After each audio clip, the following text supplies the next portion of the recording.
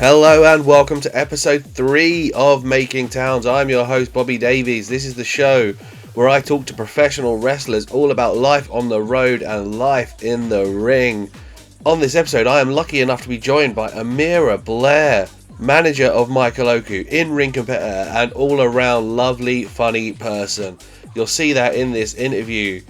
This episode was recorded back in December and we were heading off to Purpose Wrestling. I won't be home for Christmas. But that's enough from me. Let's go talk to Amira Blair about Making Towns. Amira Blair, where? Or Blair? Is it still Blair? It's whatever you want it to be. I'll do Amira Blair. I'll be Amira Oku sometimes. I think that was once I became Amira Oku and I was like, that's a lot, but I like it. I mean, it could be in your future. Maybe in the future, but Amira Blair for now. What about that? We'll do Amira Blair this time. Amira Blair, where are we off to? We are off to Purpose today. We're off to I Won't Be Home for Christmas. I finally won. I finally got to name the show. Oh my goodness, have you been trying to name a show 101 years with David? No, the third year in a row this is meant to be the show and I finally got my way. You good. I want to do the St. Patrick's show. He always does a show on St. Patrick's Day and I really want to name it like a St. Patrick's theme, but he never lets me. David would never let me have anything in Purpose. Oh no, David, like, unless you somehow turn it into a storyline that David loves. He's got to love the story. I give him loads of suggestions. He never likes my suggestions. I do love the idea of you having a match where if you win, you get to name a show. I wanted to host a show as well. I wanted to host a whole show, like a C'est La Vie show, for example, or we did that, and you weren't booked. Yeah, you did do C'est La Vie, and I wasn't booked. The only Irish person there it was St. Paddy's as well around that time. Rude. I'm sorry. Rude boy. I'm not the head booker, that's David. I'm sorry. The booking committee. That is David. Not anymore. He was then. Once the title was created, he's no longer the head booker. But back then he was. Wow. Okay, I didn't know the Purpose hierarchy. So it's you that does all the bookings. You have to be nice to. Officially speaking, it's me, Oscar, and Chris Hatch. Oscar Hardy? Yeah. He's number 3, don't get me wrong. Little secret booker, man. I didn't know that. I have to be nice to that little bitch. I've been horrible to Oscar. You and all the fans I hate him. are horrible to Oscar. Yeah, he is a nasty, nasty boy. He gives me the fingers every day. He just does that to me every single day. The fans always cheer when he gets knocked on his arse. Oh, it's so no, I don't like that because he's doing his job. He's just really good at his job. That is the way it should be looked at. He's so good at his job that people just love to hate him because they want him to break the rules, but he's a stickler for the rules, and that's bless Oscar. I love Oscar. We love Oscar, man. He's a devil, but I love him very much. So primarily, this is about kind of being on the road. I've been doing a lot more work in wrestling. I kind of basically only work in wrestling now, and I've been on the road a lot. I spend a lot of time in the car. Yes. And it made me think, like, you guys travel so much to shows, and I know you drive. Yes, and we heard in the very first episode of this, you are Michael Oku's main driver, secondary David Francisco, driving Michael around. Yep. So Princess Michael. Yeah, that's your passenger Princess Michael. That's kind of your first thing. You tend to drive yourself around, right? You tend to. I drive myself. Do you ever get picked up anyone? Like, if there's a booker who wants to kind of save on petrol money? Oh, who do I pick up? Oh yeah, or anyone you jump in with. So I have a little crew of people that always get in my car. I would say my little crew that get in my car, I always give lifts to, are Sapphire Reid, Nita Vaughn, Cameron Kai. A little bit of a surprise. And when Cameron Kai's always in my car. I've given Cameron Kai a ride once. Very nice conversation. Yep. He was part of the inspiration for doing this. Oh, really? Yeah. Because you were having a chat with him. Yeah, and I was like, he's actually a very talkative boy when you get. You have to get him going. Yeah. Yeah, you have to get him going. Otherwise, he's like a cool, mysterious 18-year-old. He's just an angsty 18-year-old. I've had Danny Black. I've had Joe Lando in my car. I've had Spike Trevay in my car. I've had Connor Mills. I have such a funny story about Connor Mills in the car. To tell it, please. He won't find it as funny, but I find it very funny. When me and Mills first met, probably about 3 years ago, we were on our way to Slough. We were going to Gore-Tex. I'm still the women's champion of that promotion. Oh my god. Is that the one that's defunct? Yeah. Yeah, Michael said you had a defunct belt, but it's yours now then, isn't it? You get to keep it. Yeah. Sorry. I would I would defend it. You just haven't ran again since. But anyway, me and Mills were in the car, and the Kanye West album came out around this time. And if anyone doesn't know, Mills loves Kanye West, and he got in the car. He had his headphones in at the time. It was a 2-hour drive to Sly, just me and him in the car. He put his earphones in, and it's like, we're gonna chat. But he was listening. He was just vibing out to this. Yeah, Mills. And I was like, Mills is a he can be a solitary being at times, can't he? He likes his own company. Me and Mills are very different people.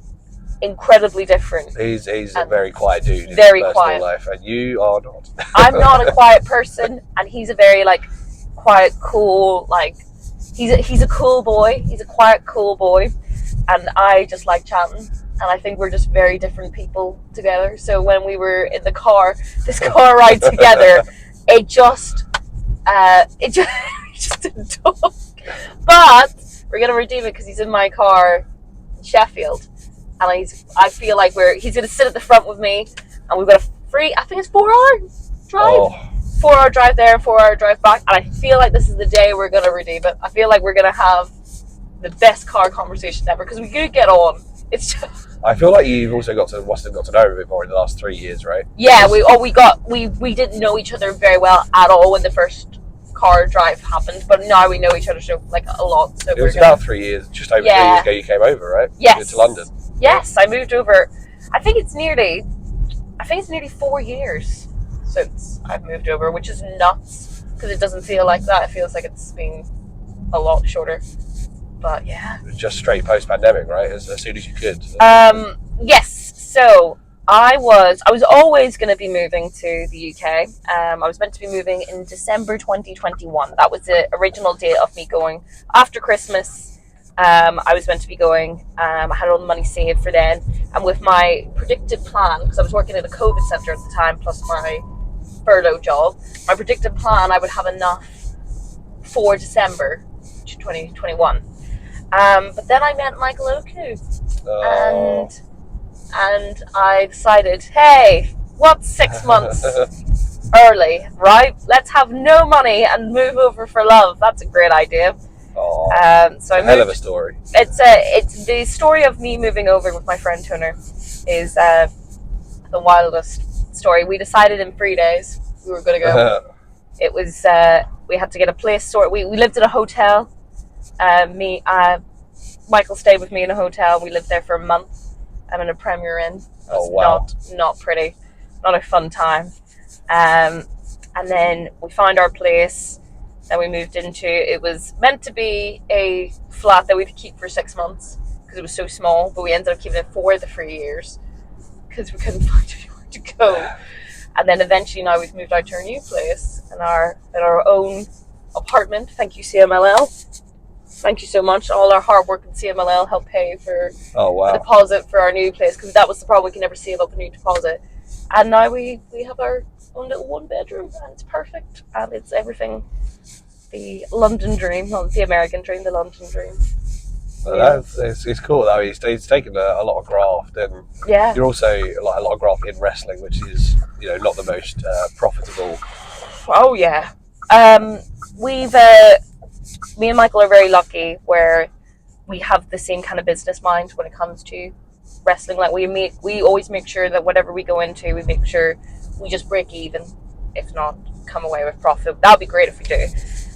It's definitely in the last year or so we've started to make profit for the first time, but it took a lot of investment in the first place to make the profit. We for example, my dresses cost a lot of money.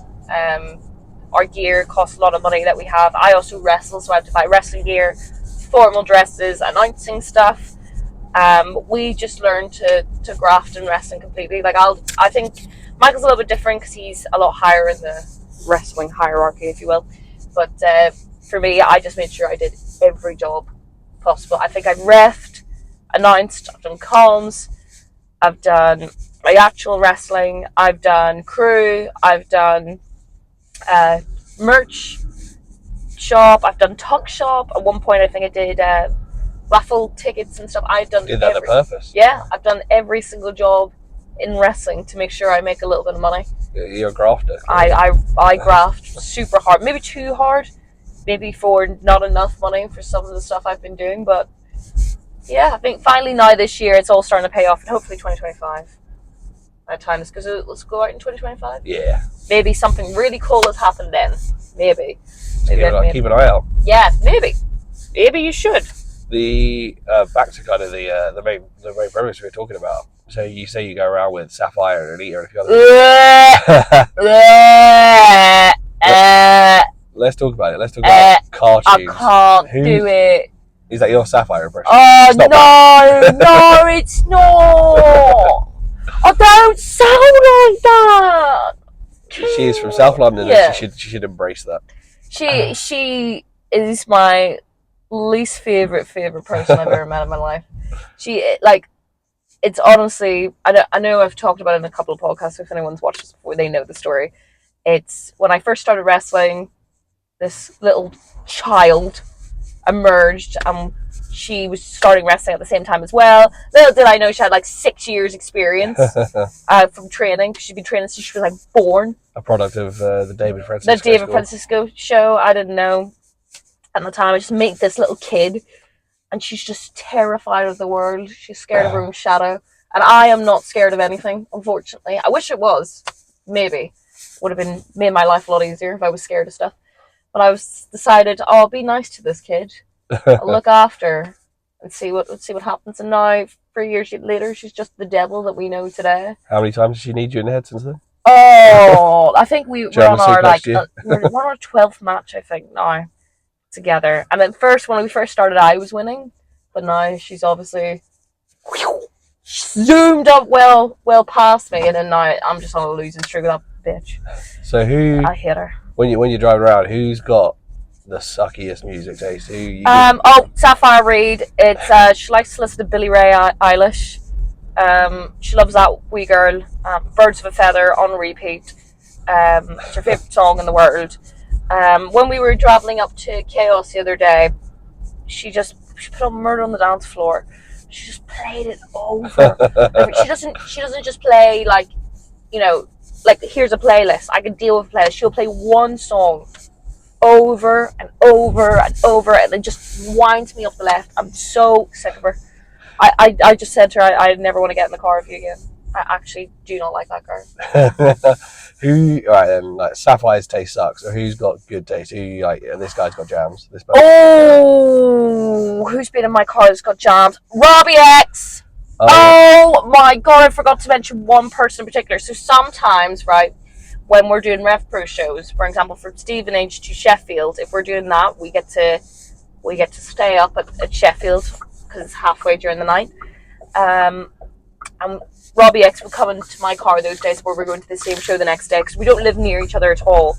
But in that car journey we do, Robbie X's music taste is the greatest music taste. So we sit in the front of the car, we shove Michael in the back, we go, fuck off Michael, get in the back, and Michael will go to sleep, or he'll hang out with somebody at the back. I'm sure Michael doesn't care. He likes his own time as well, right?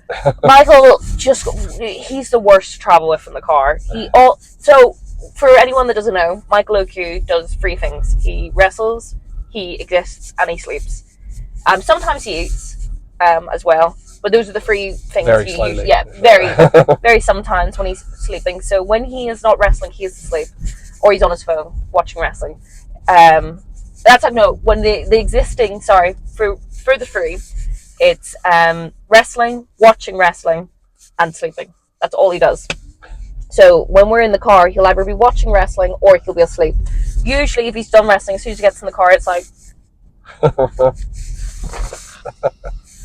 very, very quickly. Whereas Robbie X is like me. He's just here for a party and a good time, and he just wants to listen to tunes. I love that. And we love all the same cheesy tunes. So, yeah, he would be my favourite to listen to music with. Well, can you give us a couple of songs or a couple of We lines? love JLS. So JLS are bae. We love anything that was from the 2000s. We are 2000s girlies. So, yeah. The girlier the tune, the better with Robbie X as well, and I love it. And he's going to be so embarrassed that I'm telling everybody about our cheesy tunes night. But we get it once a year, maybe sometimes twice a year, where we get to travel up together and we just sing in the car the whole way, and it's fantastic. Everyone hates it that's in the car with us. I think Michael's been with one. I think Hollywood Haley J has been in another cheesy tune. And Jack Morris as well, who's in Noah. Just all these random people that shouldn't be listening to the Cheesy Tunes podcast, which is me and Robbie X. Those are the people that suffer on our hands.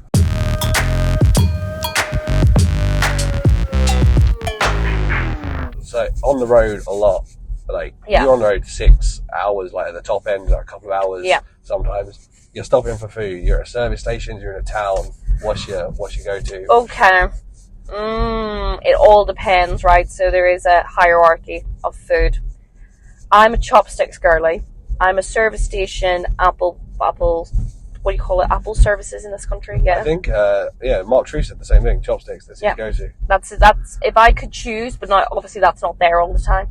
That's my fave. KFC is a second. I'm not a McDonald's girly, and I'm sorry, it always upsets people. I'm not a McDonald's girly at all. If it was up to me, if it's there and I have to get something, sure I'll get something, but I'm not enjoying anything. I don't like food that's very dry. I like wet food. I'm a wet girl. And if none of those were available and it's a W.H. Smith, which is usually like if it's late at night, that's where we're going to. I get a packet of Walker's salt and vinegar or smoky bacon if I'm feeling cheeky, and a tuna sandwich and a bottle of water. That's it. Those are that's as transparent as you get. Nothing adventurous. Then. Nothing adventurous. No. And usually the W.H. Smith order is the one we have to go for because it's 1 a.m. in the morning by the time we get to the services after shows. Because Michael Oku is always the last to leave every show ever. So, I have been at shows where Mike is on in the first half and he's still in his gear at the end of the show. Yeah. And he won't get out because he wants to still be Michael Oku the wrestler because he just hates getting changed. He just wants to make the most of his gear wearing time, and it does my nothing. Does my absolute nothing. So yes, those are my orders. I change it up every time with the KFC chopsticks and the McDonald's. So yeah, don't really have exact order I go to, but chopsticks is king overall. Oh, do you know what I'm not a fan of? I'm not a fan of Burger King that much. Oh, I love Burger King. I'm sorry. I'll get a nugget if I had to get a Whopper. I'd get a Whopper. You know what I mean? But I'm not a fan of it, and I just think it's just not that great. I'm not chip girl either. I don't like chips. That's weird. Everyone likes chips, right? Everyone likes chips. I like chippy chips that you get from the chip shop. But Le Crash. Possibly, I'm not sure.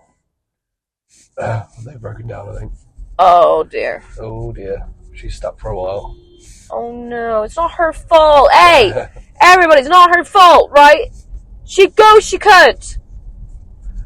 I don't like people being mean to drivers if they can't. Like, if they break down, it's not their fault. Why are you beeping at them? Yeah, leave them alone, right? Yeah. Same with learners. Leave them alone. Leave the learners alone. Everyone's got to learn. Yeah. What about, you travel a lot. What is the furthest you've gone for a show? Let's stick in the UK first. Hmm?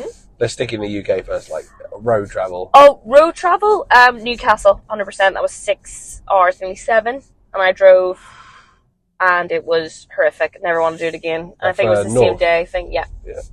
Same day thing, where 7 hours there, 7 hours back. What a disaster. That sounds 10 out of 10, would not do it again. Couldn't pay me. Get me a hotel. I'm not doing that.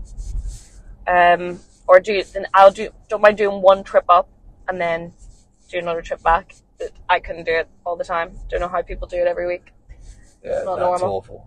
I couldn't do that. I don't like the car that much. And the longest journey I think I've ever done was probably to Miami on the plane. Not driving, but in the plane. That's probably the furthest me and Michael have been. To go for the Jericho cruise? Yeah. That was when we went there. That was probably the furthest we've been. We were like, cool. Everything's so cool. Yeah, Miami's a cool place. Very cool. Oh, very it's very GTA. Very vibey. Well, yeah, I mean, Vice City is based on Miami, isn't it? Yeah, but I don't think I realised when you're driving, it all you're in GTA, you're just there.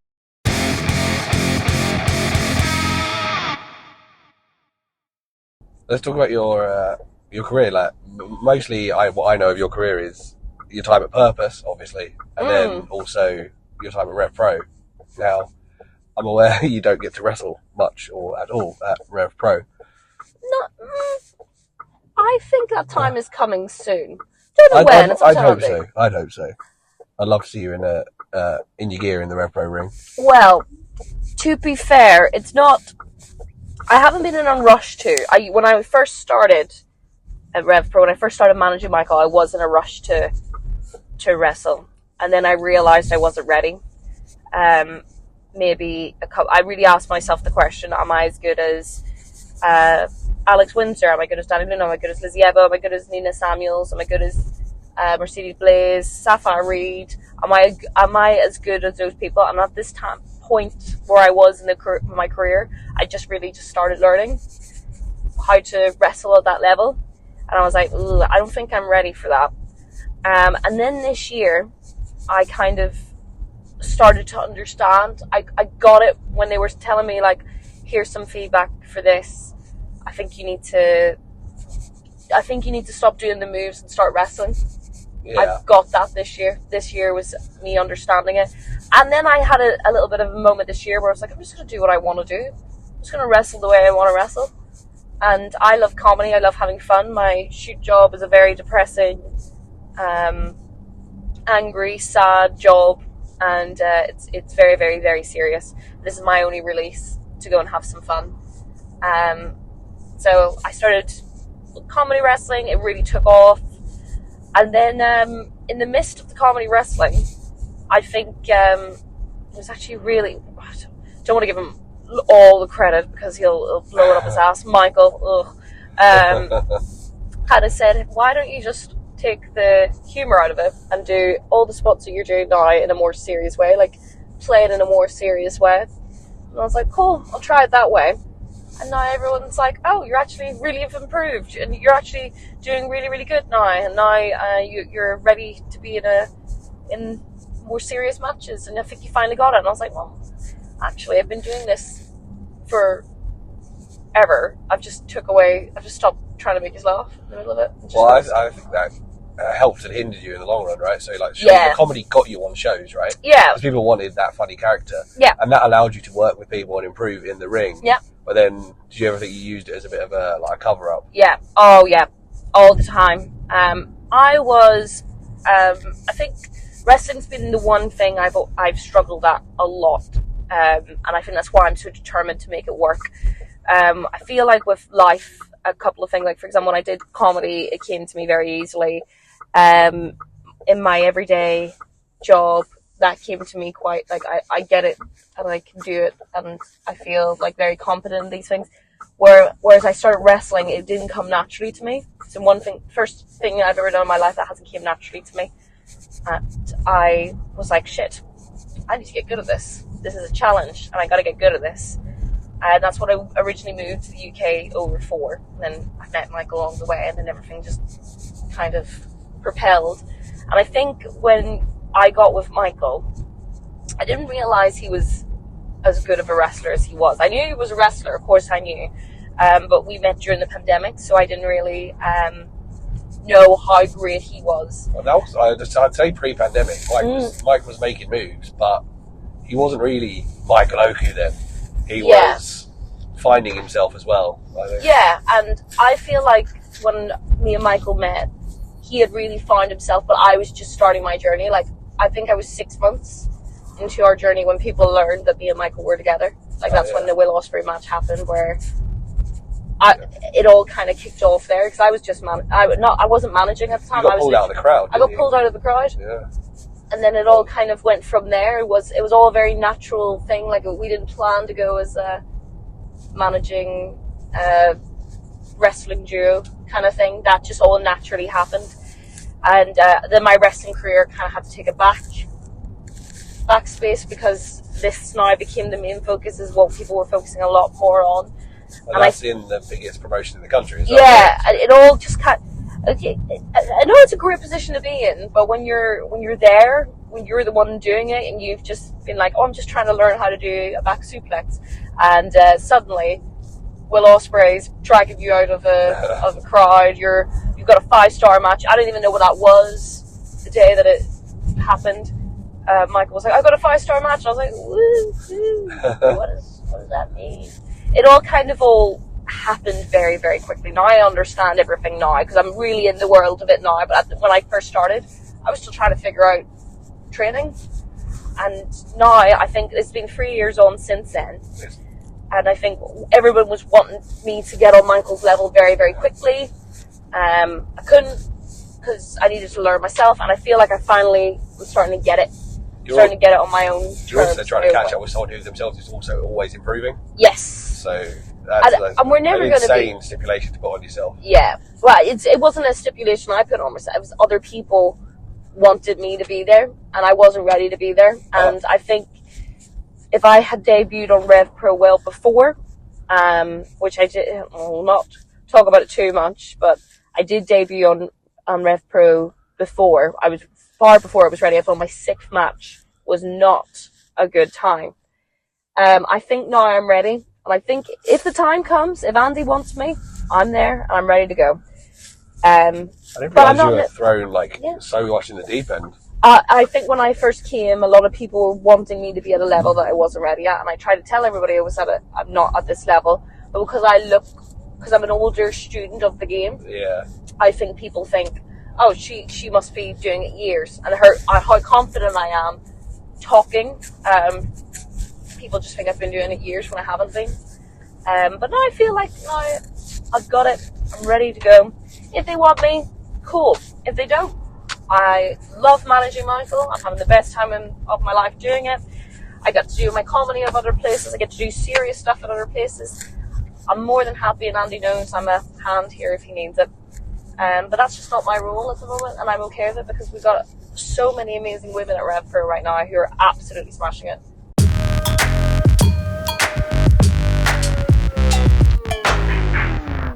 Purpose, you kind of had like 2 story arcs where you have been in the ring. So I'd say your first story arc, the first Amira arc in Purpose was I want a match with David Francisco. That was and we never got the payoff because David is a bitch. You had the tag match. Yep. And you nearly submitted him, and then Sapphire Reed German suplexed you out of your boots. Yep. And ruined my chance of being the first to submit David Francisco in the ring. And I think now someone's done that, so I never got my dream because Sapphire Reed wrecked it. And that led to a feud for how many years now? It was like a year and a half, yeah. Year and a half of being Sapphire Origin. And then we tied together and had a little hug, and everyone got a little weird, and we're like, ooh. So now who knows where we're at? So I feel like in that first arc, you weren't doing as much of the comedy. You were doing a bit, and it felt like you were kind of working on the wrestling side. Yeah. And then Alex Windsor comes to Purpose. And you two, the love of my life. The serious, sexy wrestling. You two seem to be fucking made to tag with each other. It feels very natural. Grits and Glam has been one of the best adventures I've went on in wrestling, and me and Alex are having the time of our lives doing it.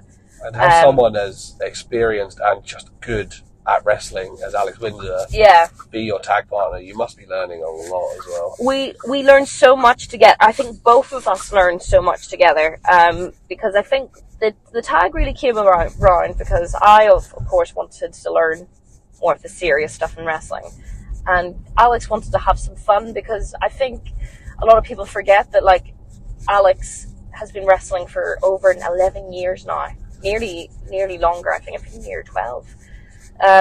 So she has been at the top of the scene now for like 3 years in the same kind of serious, hard-hitting matches all the time, and very rarely does she ever get to have fun and enjoy herself. And we were talking one night, Grits and Glam really came around because I was like, I really need to have someone where I learn more serious stuff from. And she was like, I just would love to be where you are right now and just get to have loads and loads of fun. And then it just kind of naturally came around, and we're now doing both. And I think I've learned so much, and she's just having so much fun. If you watch her backstage promos, you get to see the side of Alex I get to see, and she's incredible. She's just awesome. She's just the funniest, best person. and it's really brought us together. And she's gonna have a sick match with Nino tonight. Oh yeah, I'm looking forward to that. I just hope there's no shenanigans, Christmas shenanigans, Oh, if you will. I don't know what you're planning, but I'm not looking forward to it. I worked really hard on putting that match together. You did? Well, it was my idea. It was your idea. Why was I not there, huh? Because Alex is undefeated in purpose. That is so true. I think I've been defeated. Have I won? More than you've won, I think. Have I won anything? I'm trying to think. You won your first match of the combat doubles, if that counts. I did with Alex. Yeah, and I won against Sky Smithson. I completely forgot. Oh, yes. A surprise win. Sneaky. It was a sneaky weaky win. That was when I was starting to turn into a bit of a naughty girl.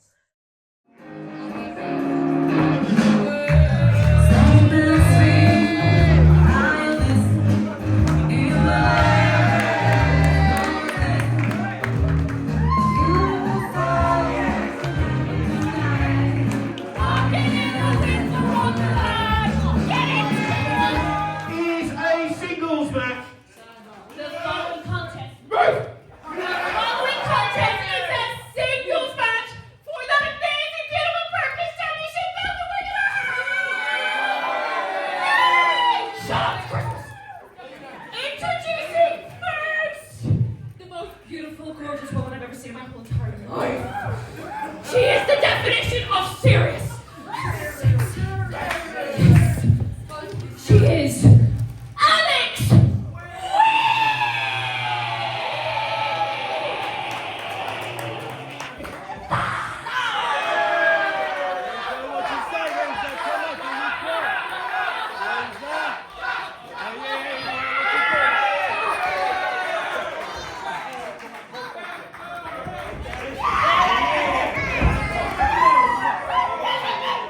So who do you like throwing it in with? Who do you think, like, in a singles match, who you think you're picking up tips and tricks from? Oh, so I really want to have a singles against Anita Vaughan. I really want to have a singles against Anita Vaughan.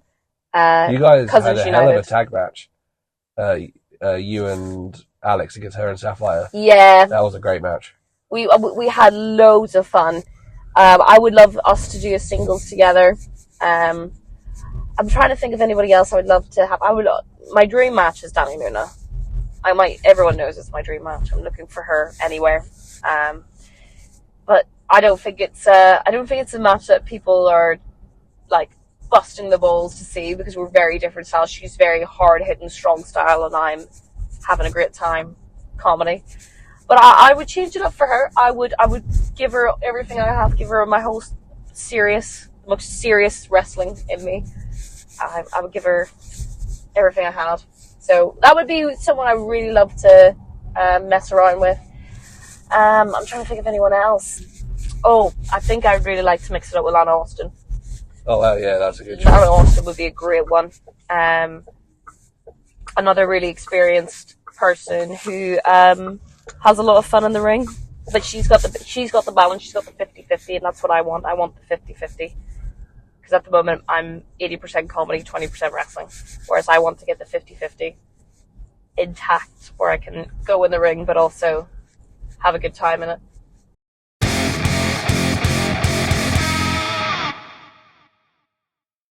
We are nearly at the Merton space. We are nearly there. Anything you want to plug, Amira, coming up? You can follow me on all socials at Amira Wrestler.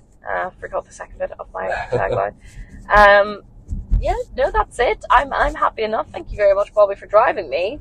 I never get driven, so it's nice to be driven to a location for once. Thanks for coming on. Really appreciate your time. Thanks, Bobs.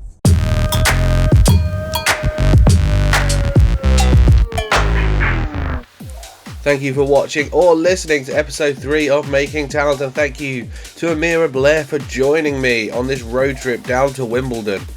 One little correction though, Amira. You were on C'est La Vie, you were on the Irish-themed quote-unquote Purpose show, and you wrestled David. That is the match where you wrestled David, tagging with Ian Skinner against Sapphire Reed. But enough of that. If you want to follow Amira on socials, she is at Amira Wrestler on both Instagram and X. If you want to follow Making Towns, we are at Making Towns Pod on Instagram and at makingtownspod.bsky.social on Blue Sky. I also co-run Purpose Wrestling. We run every month in Wimbledon in London. You can follow Purpose at Purpose Wrestling on Instagram, at WrestlePurpose on X, and at purposewrestling.bsky.social on Blue Sky. I also have another podcast called Cult Classic Society, all about pop culture, and even a side series about Doctor Who, where me and my buddy Tim go over every episode of Doctor Who. You can find the socials for that at CC Society Pod on Instagram and at ccsocietypod.bsky.social on Blue Sky. And if you want to follow me, I am at bdavies_creative on Instagram and at bdavies-creative on Blue Sky. On the next episode of Making Towns, my guest was supposed to be David Francisco, but we've had a falling out over where Sprigatito falls on the all-time Pokemon starters ranking list. David, Sprigatito is not the best Pokemon starter of all time. Just because it's a cat doesn't make it the best. So instead, a little treat for you. The next episode was supposed to be the pilot episode, a trial run for Making Towns, where I spoke to Jaden Williams, a WrestleForce regular, and Jaden is very verbose and has an interesting story. So, for episode 4, we're going to throw up the pilot with Jaden Williams, and we'll see you next time.